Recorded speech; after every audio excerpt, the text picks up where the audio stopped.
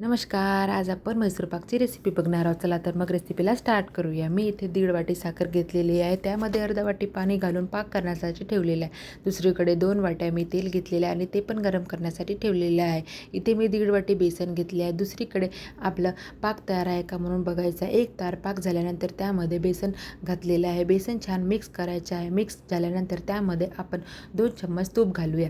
तूप घातल्यामुळे आपला म्हैसूर पाक छान असं खुशखुशीत होत असतो. त्यामुळे तुम्ही नक्कीच त्यामध्ये तूप घाला. नंतर मग त्यामध्ये हळूहळू आपण तेल घालायचं आहे. तेल घालायचं, मिक्स करायचं, तेल घालायचं, मिक्स करायचं.